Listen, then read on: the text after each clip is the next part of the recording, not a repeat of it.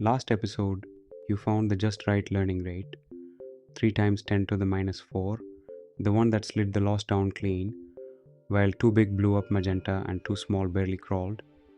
But here's the thing, nobody tells you when they hand you that number. You don't have to keep it. The learning rate isn't a setting you pick once and forget. It's a dial you're allowed to turn during training. Turn it up at the start, turn it down at the end. Today we draw 3 of those dials as curves over 1,000 steps and watch which shape actually wins. Start with the misconception because almost everyone arrives with it. The learning rate is a constant, you find the good one and leave it. That's the flat line, and it's not wrong exactly, constant LR trains. But think about what one number is being asked to do. At step 0, your weights are random garbage. You want big, confident strides.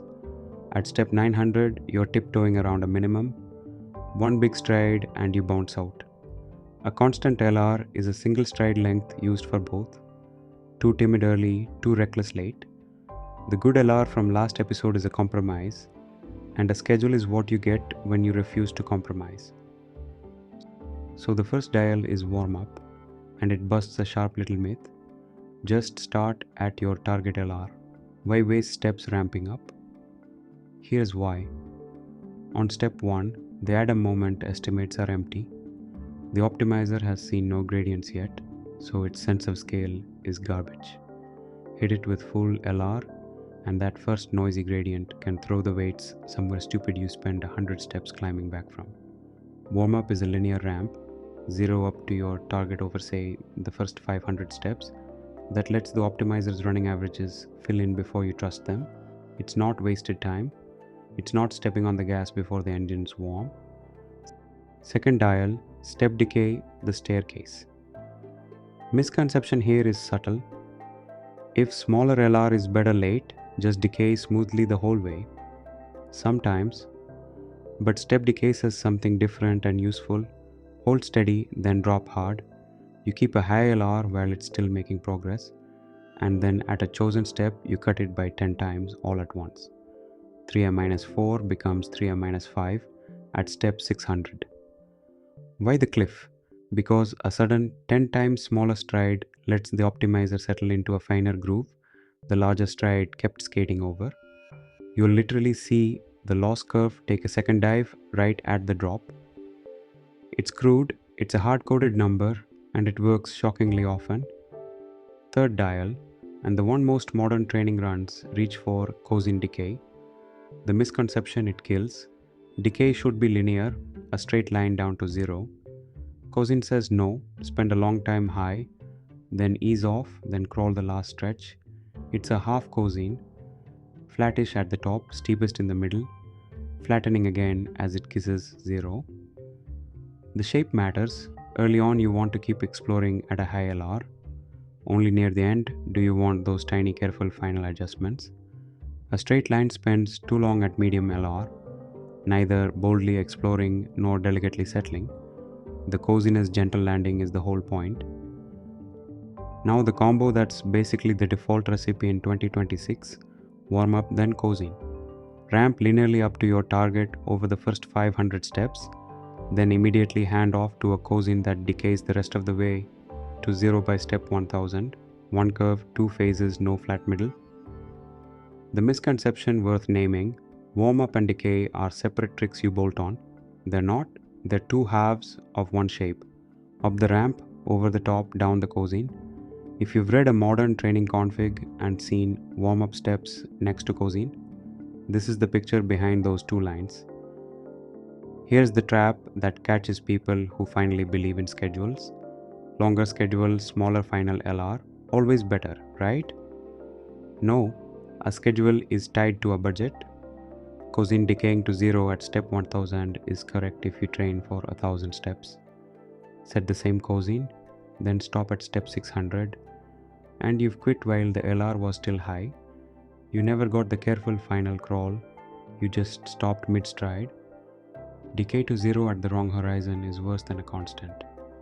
The schedule and the step count are one decision, not two. And one more, because it's the quietest mistake.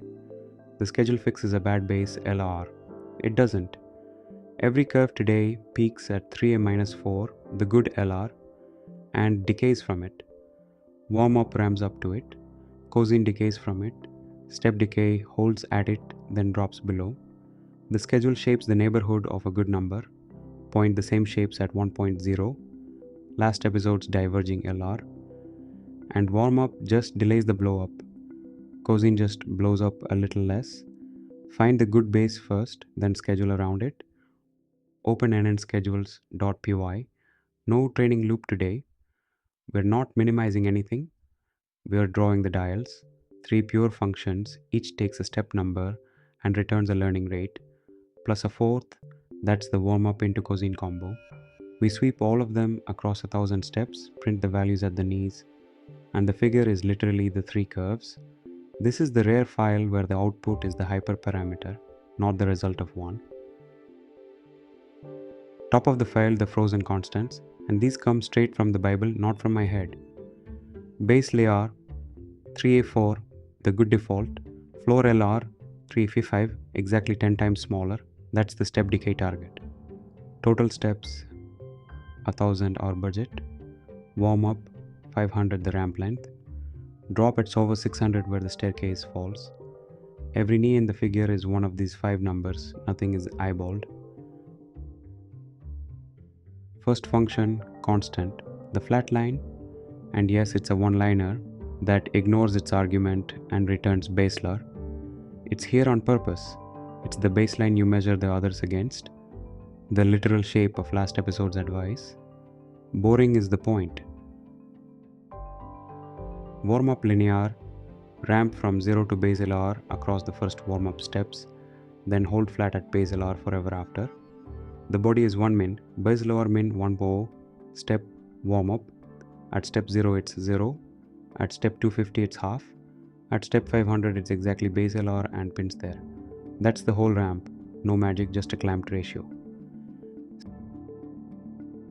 Step decay, the staircase, below drop at return, base layer at or after drop at return floor layer, 1 ternary.